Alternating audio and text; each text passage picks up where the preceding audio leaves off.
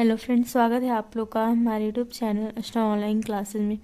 आज के इस वीडियो में हम यहाँ पर बिहार बोर्ड मैट्रिक एग्ज़ाम 2025 के लिए मैथ के जो है कुल 10 क्वेश्चन को लेकर आए हुए हैं, जो कि आपके क्वेश्चन मोस्ट इम्पॉर्टेंट क्वेश्चन है आपके, जो कि बोर्ड में बहुत बार आपके जो पूछे भी गए हैं। चूँकि बोर्ड में आपका क्वेश्चन जो है वह रिपीट होते रहता है, तो आप इन जो है 10 में 10 क्वेश्चन को ज़रूर बनाएं और बनाकर देखिए आपसे जो है क्वेश्चन बनता है कि नहीं। अगर आप इसे सॉल्व कर पाते हैं तो आपकी जो है तैयारी बहुत ही अच्छी है। इस वीडियो में हम जो है आपको हर एक क्वेश्चन को एक्सप्लेन करके समझा के एकदम बताने वाले हैं। ओके, तो आपको वीडियो को अंत तक ज़रूर देखना है।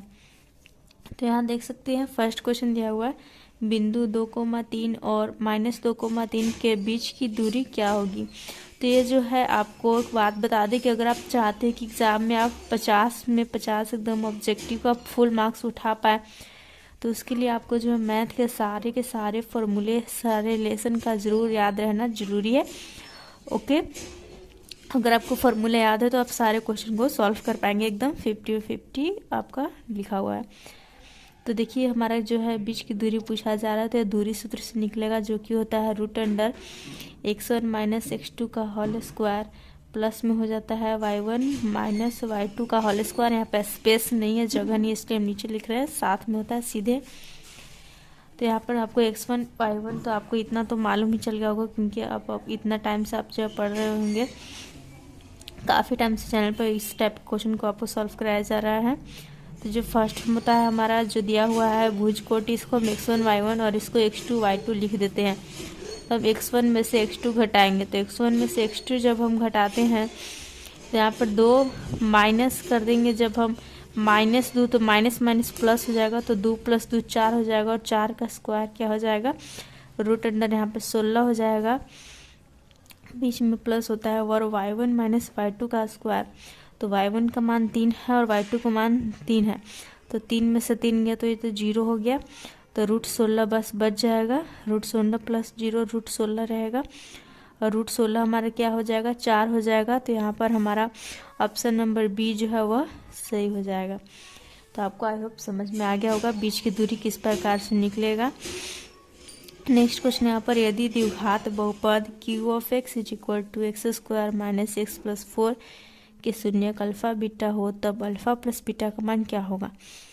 तो एक आपको फॉर्मूला होता है अल्फा प्लस बीटा = -b/a, और एक होता है अल्फा × बीटा = c/a। और ये काफ़ी फार्मूला जो है आपका बहुत ही ज़्यादा है, जो इम्पोर्टेंट है, क्योंकि जो 2 नंबर वाले क्वेश्चन लघु उत्तरीय बहुत सारे आपके जो एग्ज़ाम में इससे आते हैं, जो कि मूलों का योगफल यानी कि अल्फा प्लस बीटा पूछता है, और मूलों का गुणनफल यानी कि अल्फा × बीटा पूछता है। तो आप इस फार्मूला से बना सकते हैं। तो देखिए यहाँ पर हमारा जो अल्फा प्लस बीटा पूछ रहा है, तो -b/a पे हम इसको बनाएंगे। तो b का मान यहाँ पर हमारा माइनस कुछ नहीं तो 1 है, तो माइनस माइनस प्लस हो जाएगा, तो 1/a में a का मान यहाँ पे कुछ नहीं तो 1 है, तो 1/1 हमारा 1 इसका आंसर हो जाएगा, जो कि ऑप्शन नंबर सी में यहाँ पर 1 दिया हुआ है। ओके, और अगर हम अल्फा × बीटा निकालते तो 4/1 हमारा यानी कि 4 आंसर हो जाता। अब नेक्स्ट क्वेश्चन यहाँ पर, 2 वृत्तों के क्षेत्रफल 4:9 के अनुपात में है, तो उनकी त्रिज्या का अनुपात क्या होगा। तो इस क्वेश्चन को सॉल्व करने का हमने जो है काफ़ी अच्छा ट्रिक आप लोग को पहले ही बता रखा है कि जब क्षेत्रफल अनुपात में दिया रहे तो उसका हमें रूट निकाल देना है। तो ये हमारा क्या हो जाएगा, ये 4 2 हो जाएगा, और 9 यहाँ पर 3 हो जाएगा, तो 2:3 देख सकते हैं ऑप्शन नंबर बी में है। तो इसको यहाँ पर हम टिक लगाएंगे। और जब आपका त्रिज्या दिया रहे, जैसे कि 2:3 दिया रहेगा, तो इसको आपको सभी का जो स्क्वायर करके तो 4:9 हो जाएगा। इस प्रकार से आंसर टिक लगा देना, 100% आपका राइट होगा। ओके, हम नेक्स्ट यहाँ पर sec² - 1 का मान क्या हो जाएगा। तो आपका फॉर्मूला होता है, याद रखिएगा, sec² - tan² = 1। तो जब ये 1 इधर आएगा तो tan² उधर जाएगा, तो sec² - 1 = हो जाएगा tan²। तो यहाँ पर हमारा ऑप्शन नंबर सी जो है 4 का, वो आपका सही हो जाएगा। नेक्स्ट क्वेश्चन यहाँ पर, यदि एल समानांतर जो है एम है, पैरेलल है दोनों, तो डी का मान यहाँ पर क्या हो जाएगा। देख सकते हैं यहाँ पर हमारा एक लाइन है, ये एल जिसे नाम दिया गया है, और ये है जिसे कि एम नाम दिया गया है। ये कोण यहाँ पर 3D + 50 डिग्री है, 2D + 20 डिग्री है। तो हमारा डी का मान पूछा जा रहा है कि जो डी है इसका मान क्या होगा। तो सिंपली इसको जो आपको कैसे निकालना है, तो यहाँ पर जो हमारा आंसर हो जाएगा डी का मान क्या हो जाएगा, तो वो हो जाएगा 30 डिग्री हो जाएगा। ओके, तो 5 का ऑप्शन नंबर बी जो यहाँ पर सही हो जाएगा। अब नेक्स्ट क्वेश्चन है, यदि ई कोई घटना हो तो पी + PE डैश का मान क्या होगा। तो अपना NCERT बुक में आपने देखा होगा कि आपका जो प्रायिकता चैप्टर में अलग से लिखा हुआ है कि P + PE डैश का जो मान हो जाता है वो हो जाता है = 1। तो यहाँ पर हमारा 6 का ऑप्शन नंबर बी जो है वह सही हो जाएगा।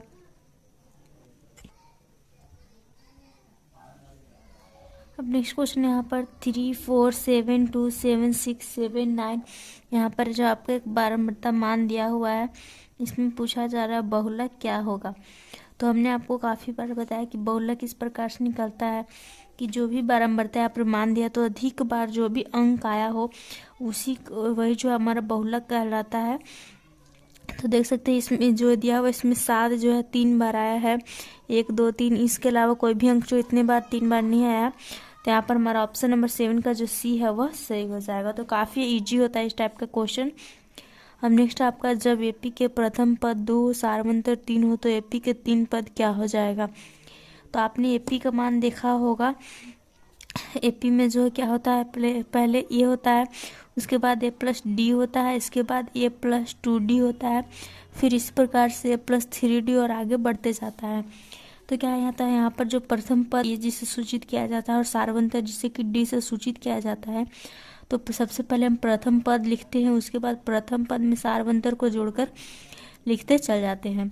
तो पहला पद तो इसका 2 हो जाएगा, 3 पद पूछा जा रहा है आपसे। दूसरा पद क्या होगा, A + D, यानी कि 2 और 3 जोड़ेंगे तो 5।